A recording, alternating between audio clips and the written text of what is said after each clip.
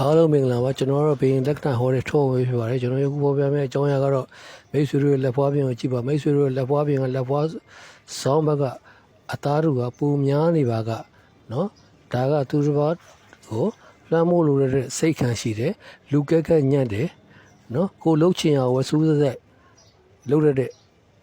စိတ်ခံရှိလို့နော်ဘဝအောင်မြင်မှုကပိုရလာတဲ့အခြေအနေကိုဖော်ပြပါတယ်ခင်ဗျမိတ်ဆွေများလုံးခုနှစ်သားများလုံးကိုယ်စိတ်နှပြချမ်းသာချမ်းသာခြင်းရှိရပါတယ်။ကောင်းကျိုးလူဆရာလုံးတော်ပြည့်စုံကြပါစေ။ကိုယ်စိတ်နှပြချမ်းသာချမ်းသာကြပါစေခင်ဗျာ။ကျွန်တော်ရဲ့ဗီဒီယိုလေးဒီမှာပဲနေကုန်ချုပ်ပါတယ်ခင်ဗျာ။အားလုံးကျေးဇူးတင်ရှိပါခင်ဗျာ။ကျွန်တော်ဗီဒီယိုလက်ကဟောတဲ့ထောက်ဝေးဖြစ်ပါတယ်။ကျွန်တော်ဒီပင်လက်ကမြန်ဆက်ဆက်လို့ပါကဖုန်းနံပါတ်09ကိုလည်းတိကျကုန်လို့ဆက်ဆက်လို့လည်းကောင်းကျွန်တော်ရဲ့ TikTok က Messenger မှာဆက်ဆက်လို့ကောင်းကျွန်တော်ရဲ့ Facebook က Messenger မှာဆက်ဆက်လို့ကောင်းဘင်းလက်ကမြန်ဆက်ဆက်လို့ရပါတယ်ခင်ဗျာ